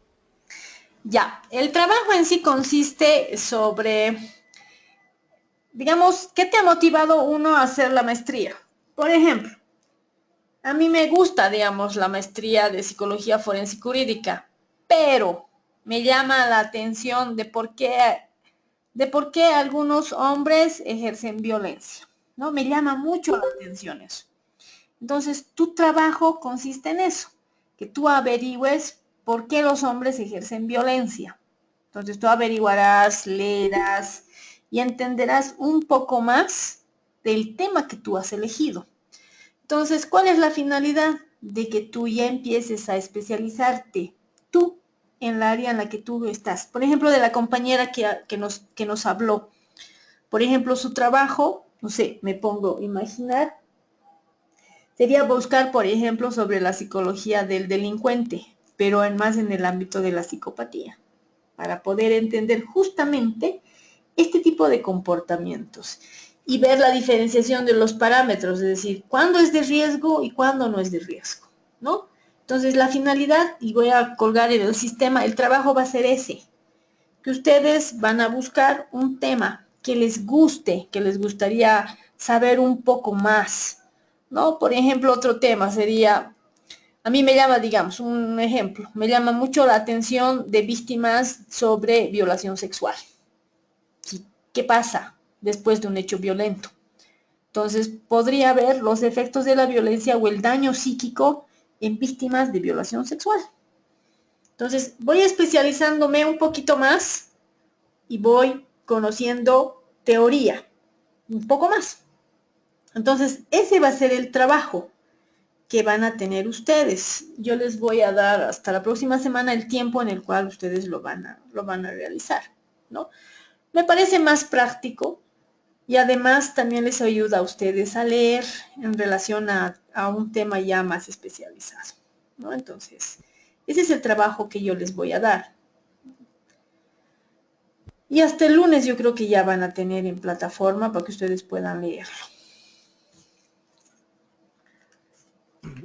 Buenas Gracias, noches, licenciada. nuevamente, licenciada. Hola, ¿Aló? sí te Sí, escucho. una consulta antes que terminemos la clase. ¿Pudo subir las pruebas estandarizadas para evaluar violencia sexual y familiar? Yo he dejado, pero tuvieron un problema aquí en la maestría, que recién lo van a subir hasta el día lunes, pero ya están los Muy bien, documentos acá.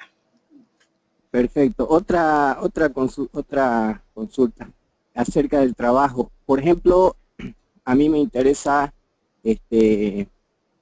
hacer el trabajo o analizar un poco más a fondo el tema de violencia sexual en cuanto a la, a la credibilidad, ¿no? Que muchas veces, o no muchas veces, ¿no? Pero sí se da el caso de que fingen algún tipo de abuso sexual Mienten. o sí, exacto. Entonces, digamos, tu trabajo podría ir la credibilidad del testimonio en menores de edad. Así es, en menores o adolescentes, ¿no? Exacto, y de paso tú verías qué pruebas se utilizan. Exacto. Eso me interesa bastante porque puedo observar casos que son denuncias muchas veces por intereses económicos, por decir herencias, por, por problemas así personales, ¿no? Que quieren a veces hundir al agresor, entre comillas, ¿no? Claro, a veces acusan a una pareja porque la otra pareja la dejó, ¿no? Y hay una falsa denuncia. Entonces aquí Exacto. lo que yo te podría sugerir es que tú veas y te puedas especializar ya más para ti es la credibilidad del testimonio en menores de edad víctimas de violación sexual. Y puedas revisar las Credibilidad del pruebas. testimonio. Credibilidad del testimonio. Exacto. Y Perfecto. puedas revisar las pruebas que se utilizan y cuáles son los indicadores que te ayudan a determinar si es creíble o no creíble el testimonio de una persona. Tu trabajo iría enfocado a eso, Exacto. para que tú Perfecto. puedas especializarte un poco más y puedas conocer más sobre esa Muy bien, temática. licenciada. Ya, Licenciada, una pregunta, Así disculpe. es. Entonces eso, está bien, súper. Licenciada, una pregunta. Dime. Por ejemplo, a mí me interesa saber mucho de la violencia. Hay Ya, tantos tipos de violencia y como yo trabajo en el área rural, me alarma realmente que las mujeres guarden silencio y tengan la violencia tan naturalizada. Vendría al caso el tema, porque quisiera ver eso, digamos, qué tan naturalizado tienen ellas. O sea, es normal que uno le dé un sopapo, le pegue, se aguantan a tal extremo que prefieren, digamos, aguantarse que perderle al marido. ujú. Hay tanta desvalorización en ellas, baja autoestima y todo eso. Por eso quería saber, digamos, ese trabajo yo quería abordar, digamos, la violencia, la naturalización de la violencia en las personas, en específico del área rural. Aquí lo que tú tendrías que ver es qué es violencia intrafamiliar y cuál es el efecto de la violencia en la víctima. Aquí, por ejemplo, tú tendrías que ver los síndromes, el síndrome de la mujer maltratada, el de la indefensión aprendida, ¿no? Entonces ahí te haría entender o, digamos, responder a lo que tú dices, ¿no? De por qué algunas mujeres, a pesar de vivir situación de riesgo, siguen con la relación. Si bien hay la influencia cultural, sí, pero también muchas veces puede existir que ya está establecido un daño. Y eso genera que no perciban situación de violencia de riesgo. Entonces, desde la propia psicología de la víctima en violencia intrafamiliar, por eso te decía, ver efectos de la violencia o los síndromes, síndrome de la mujer maltratada, el síndrome el de la indefensión, el de Estocolmo, ¿no? Entonces eso te ayudaría a responderte a esto, ¿no? El por qué una mujer decide, a pesar de estar en situación de riesgo, continuar. Y eso te ayudaría a explicar y a comprender por qué, digamos, algunas personas continúan con una relación violenta, ¿no? Que está bien. Yo por eso te sugiero que puedas analizar eso en violencia. El efecto de la violencia en la mujer. ¿Qué genera? El daño tal vez psíquico en mujeres que viven en situación de violencia. O el daño psíquico en delitos violentos. Porque también te va a ayudar a entender la forma en cómo afecta la forma incluso de percibir al otro, de percibir la realidad y de relacionarse con los demás. Entonces, podrías partir por ahí en violencia. Voy a ver si tengo Gracias, algún libro, licenciada, ya me ha dado mucho. voy a ver si tengo algún libro especializado para que te puedas guiar. Por licenciada, porque he estado buscando así sobre la violencia, todo eso, Ya. y he implicado, ¿no? Esto en el área rural, entonces he tenido datos, e incluso quería enfocarlo el trabajo que tenemos que hacer a esa directriz y trabajarlo con encuestas. La mujer, quiero saber qué tan naturalizado lo tienen las mujeres. Y yo sé que lo que pasa en mi área rural, lo está pasando en todo lo que es el altiplano, lo que es Potosí, Oruro, las provincias Ya. alejadas lo viven.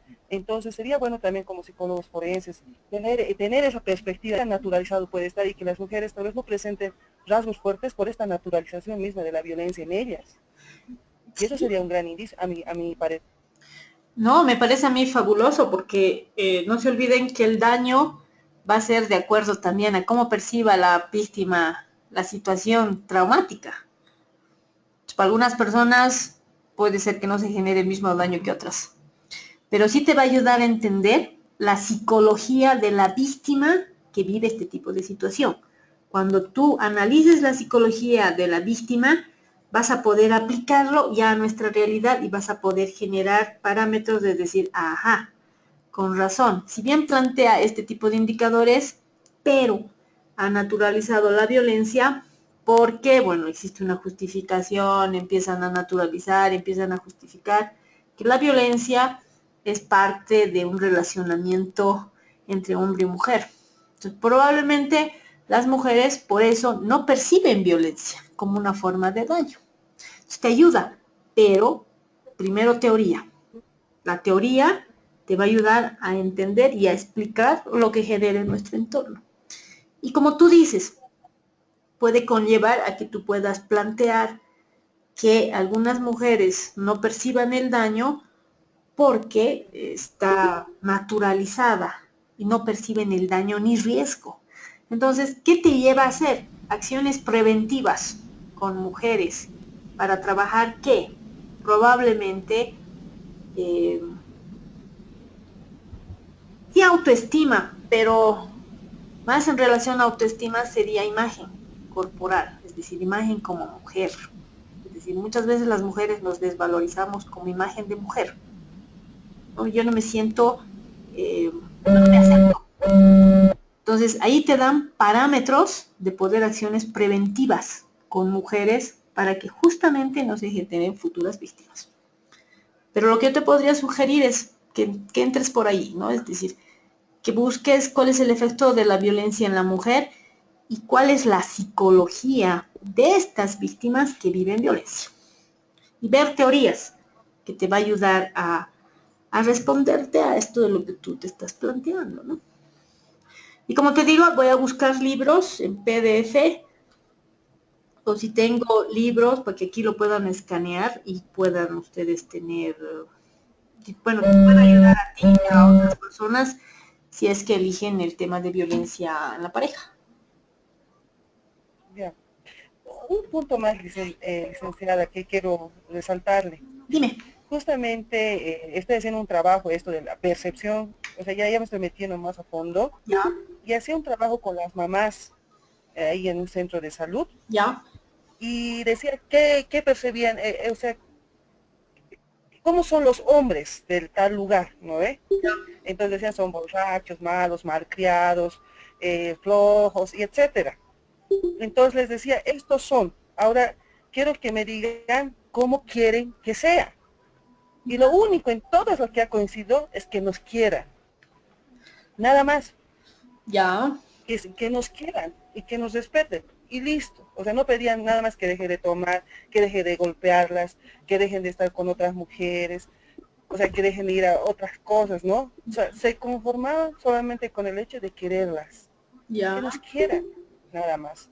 Ya. Entonces eso yo misma me pongo a ver, qué poco se valoran las señoras, porque no exigen, o sea, se conforman con tan poquito de que los quieran, que les acepten, dependientes totalmente emocionales. Entonces eso me guiaba y eso es mismo, por eso quiero agarrar eso de percepción, qué tan naturalizada estaba la violencia para las mujeres del área rural. Si bien es cierto que muchas conocen, pero cortarles es muy difícil a veces porque ya está enraizado en su ser parte de su personalidad. Y Claro. lo mismo he trabajado con niños. Con niños he trabajado de 12 y 13 años. Justamente esta semana, todo este mes voy a trabajar con puros colegios sobre esta temática y les decía, a ver, cómo son los varones. O sea, quería ver los niveles de machismo yo, Ya. que existía.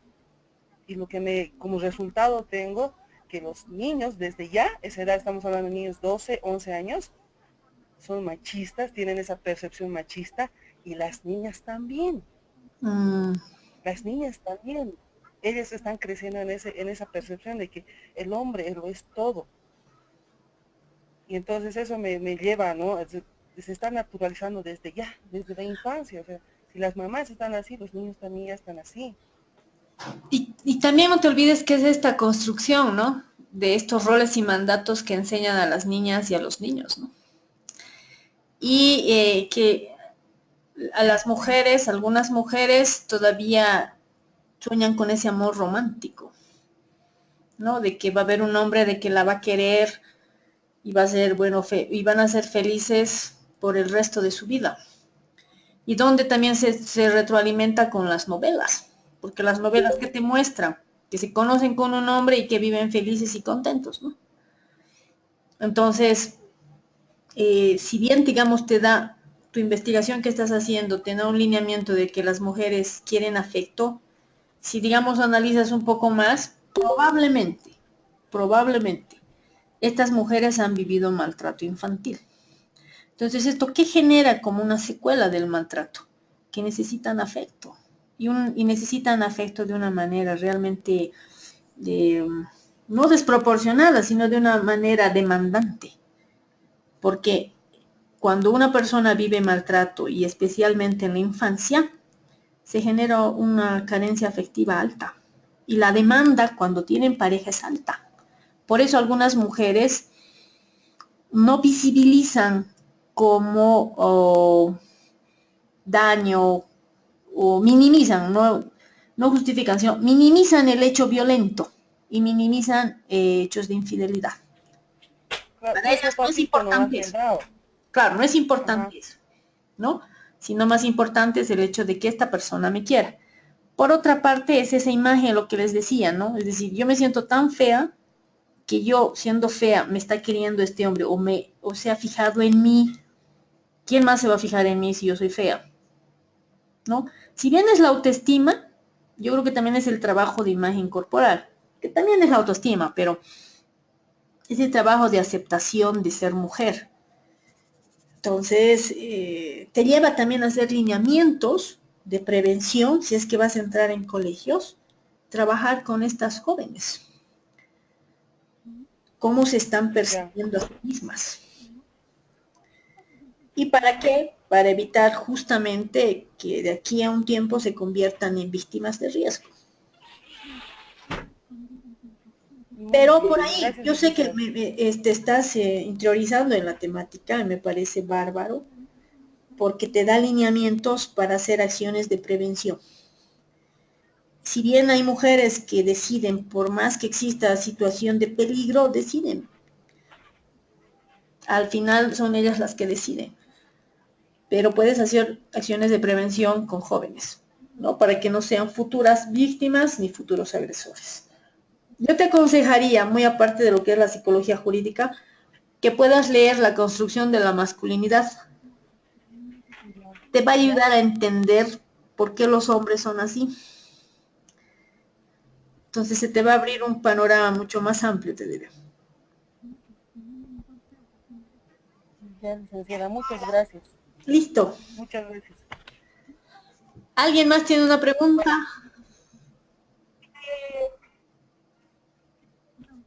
¿Nadie más? Yo tengo una pregunta. Dime. Ya, mira, más que todo, en vez de agresores, yo trabajo con víctimas. Ya. ¿No? Y mi trabajo es realizar las entrevistas informativas en menores de edad, víctimas de algún delito en cámara GESEL. ¿Víctimas de qué? De algún delito de violencia sexual, violencia familiar doméstica. Ah, ya.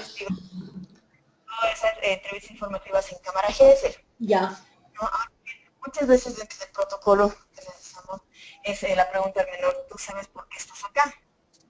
¿No? Entonces a veces a los niños sabemos que se les sale su verdad, entonces dicen, sí estoy acá porque tengo que decir que, digamos, mi papá me ha violado porque mi mamá se quiere quedar con la casa. Ya. ¿No? Entonces, en ese sentido, ¿cuál sería, digamos, a mí me apasiona el trabajo que realizo con víctimas, las entrevistas informativas, pero lo que hoy era, digamos, para hacer preocupaciones, ahora en mi tesis, ¿qué voy a hacer? ¿Credibilidad? ¿No? ¿Por qué pueden ser, no sé, manipulados, podríamos decir, los menores, para que los padres, tíos o algún familiar lleguen a manejarlos para que para que lleguen a estar involucrados, podríamos decir, en un delito, ¿no es cierto? Claro. hablando, o sea, esa es mi preocupación, ¿por qué los traen? Uno podría ser lo que tú dices, credibilidad. Dos, podrías ver indicadores, ¿no? Es decir, cuando un niño, una niña, un adolescente es víctima de violencia sexual, hay ciertos indicadores. Y esos indicadores tú tienes que ver si son, cuando tú haces las entrevistas, si se aplican o no. Entonces tú podrías ver, por una parte, indicadores de abuso sexual en niños, en menores, es decir, el efecto que se genera en niños que han sido víctimas de violación sexual. Podrías ver daño, el daño que se genera justamente por este hecho. No todas las personas ni no todos los niños van a generar daño. Mucho va a depender del entorno. Podrías ver manipulación, ¿no? Pero yo creo que también algo fuerte es credibilidad del testimonio. ¿No? Es decir, ¿qué tan creíble es el testimonio de este menor de edad? Y conocer las pruebas. El hecho de conocer las pruebas te va a ayudar incluso a hacer preguntas, ¿no? Para saber si realmente, por ejemplo, hay una pregunta de una de las pruebas donde tú le dices detalles. ¿Qué detalles hay en relación al hecho que ha sucedido? ¿No? Por ejemplo, que te diga, no sé, me ha violado y el agresor, mi primo, se ha limpiado con el higiénico o me ha dado higiénico para que yo me limpie. Te está dando un elemento, ¿no? Te está dando detalle de algo. Que alguien te diga, sí, me ha dicho, me ha violado, después se ha parado y después, ¿qué más ha hecho? No, nada más. No hay detalle. Entonces, en estas pruebas te dan, de acuerdo a sus protocolos, ciertos indicadores. Podrías tú usarlo. Es decir, si bien trabajas en cámara Gesell, podrías usar estas pruebas, ¿no? Y como te digo, ver efecto. Es decir, ¿cuál es el efecto de situación traumática en menores que han sido víctimas de violación sexual? Porque te va a ayudar a ver si realmente existe la sintomatología y si están fingiendo. Yo te recomendaría eso, ¿no? Para ver el delito sexual. ¿Aló? Ya, ¿Aló? Dime. Buenas noches. Hola. Le habla Gustavo Núñez. Hola, ¿Me Gustavo. escucha? Te escucho. ¿Cómo está? He Bien. podido intervenir porque estaba en talleres, pero he estado escuchando casi toda la evaluación. Me parece. Toda la maestría. Una preguntita. Dime.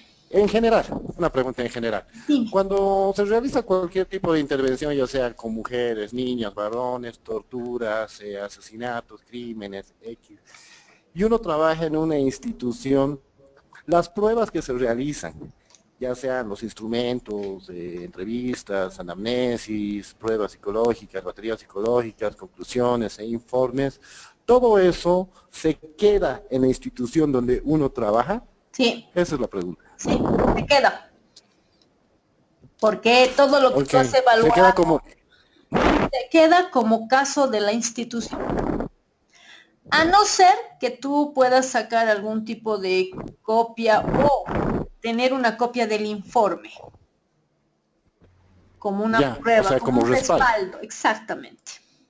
Porque no te olvides que, esa es mi duda. Ajá, no te olvides que cuando tú evalúas, tienes folders, tienes un gavetero, tienes un registro tanto en la computadora como físico, donde cuando tú evalúas están ahí protocolos, todo lo que te has usado. Y está ahí. Perfecto. Generalmente la mayoría de los psicólogos son celosos, ¿no? Del trabajo que han realizado. Claro. Entonces, por eso me refería a ello. Porque en cada institución donde yo he ido, generalmente siempre sus instrumentos o las pruebas que han aplicado se los llevan, pero no dejan en la institución como parte de la labor que se ha realizado. No, error. Primero porque no es tuyo. Si fueras particular, te por la aclaración. Sí. Pero si es de la institución, exactamente a la institución. Ahora tú, como un respaldo, lo que yo hacía, Perfecto. por ejemplo, era tener un registro en computadora, tenía mi gavetero por números, decía tal número es tal persona, hacía el requerimiento, la entrevista, la prueba, el informe, los dibujos, todo lo que yo hacía con la persona, ponía en un folder y tenía registrado. Y mi informe estaba en la computadora y yo, si yo me iba, yo me llevaba una copia de respaldo para mí. Porque quieras o Ya. no, me van a llamar a juicio. Si yo ya no estoy en la institución, Claro. voy a tener el caso y me voy a acordar y decir sí. Incluso tendrías que tener acceso tú a ese mismo caso cuando tú te vayas porque tú has atendido ese caso. Tendría que ser así. Claro, se puede reabrir. Y te pueden llamar a juicio después de 2 años. Exactamente. Está bien. Eso le quería agradecer por la respuesta que me ha brindado. Agradezco mucho, mi querida licenciada. ¿Listo? Un abrazo, buenas noches. Chao, Núñez. La última pregunta, licenciada, va a disculpar. Dale. No, ¿dónde podríamos, o si usted tuviera, dónde podemos obtener las pruebas para evaluar testimonio, credibilidad? He subido un documento, es un libro, han debido ver ustedes, dice Psicología Jurídica, de Garrido. ¿Han visto? Sí. Ahí está, hay un capítulo que dice credibilidad del testimonio. Ahí están las pruebas, te hace una pequeña explicación de cada prueba. Ahora voy a buscar yo si tengo otro libro específicamente de credibilidad, pero yo he utilizado este libro cuando yo estaba en el IDIF, por ejemplo, ¿no? Porque yo evaluaba mucho de lo que es la credibilidad de testimonio en niños por abuso sexual. Entonces ahí en este libro existe el tema de credibilidad y las pruebas, donde te hace una explicación de qué prueba, a qué edades se deben usar, por ejemplo. Pero déjenme buscar este fin de semana, porfa, libros que les pueda ayudar en credibilidad del testimonio. Ahora pueden entrar también en internet, que hay artículos, pero voy a buscárselos en mi bibliografía, tema específico en credibilidad y las pruebas, ¿no? Una última pregunta. Muy bien, licenciada, se lo agradecería. Buenas noches. Chao, gracias. Ahora sé que termine, disculpe licenciada, yo sé que usted va a enviar la descripción del trabajo final. ¿Va a ser monografía o va a ser algo aplicable a un caso? Va a ser un análisis, es decir, lo que tú has buscado y lo que tú has podido comprender de eso. No es copia-paste, es decir, ponte. Digamos que te ha tocado o tú has querido analizar sobre credibilidad del testimonio. Tú en tu trabajo dirás, bueno, la credibilidad del testimonio es esto, había habido estas pruebas, cómo se utilizan. Si es más para ustedes, que ustedes hagan un análisis, puedan buscar cosas. Si el trabajo será 5 o 6 hojas, no creo que sea más, digamos. Sí necesito que lean para que ustedes conozcan un poco más sobre la temática. Ya. ¿Alguien más? Si no fuera así, les agradezco por el tiempo que hemos debatido, las preguntas, y nos veríamos el día miércoles, en la misma hora y en el mismo lugar. Y supongo que hasta el lunes me dicen aquí que lo van a subir los 3 manuales para que ustedes puedan tener ya una bibliografía especializada en temáticas y herramientas en peritales. Licenciada, Dime. le habla Gustavo Fonseca. Ya le entregué la película a la institución. Sí, me dijeron. Ya la pueden ver. Vamos a poner entonces la película de Gustavo y a ustedes la van a poder ver Yo también voy a poner la otra prueba, que son límites del silencio de Andy García. Esa sí quiero que la vean, la de límites de Andy García. Ya. Es bien interesante, que nos ayuda a hacer tanto desde el ámbito de rehabilitación como en el ámbito de evaluación. Van a ver ustedes el hecho, por ejemplo, de violación y el daño que se ocasiona en una víctima, pero que las víctimas pueden reaccionar de diferente manera. Entonces también voy a dejar hoy, que tengo la película justamente en mi flash, para que ellos puedan subirlo entre la semana y ustedes lo vean. Y después en la próxima semana podamos discutirlo un poquito para ver cómo les ha impactado, qué les ha llevado a reflexionar en relación a esta temática. Ya, muchas gracias. Muy bien. Entonces, no sé si existe alguna pregunta más para que podamos ir terminando. No. Ninguna. Muy bien. Gracias. Les agradezco, que tengan un buen fin de semana y nos estaríamos conectando el día miércoles. Gracias. Listo. Gracias. Hasta luego. Buenas noches. Buenas noches.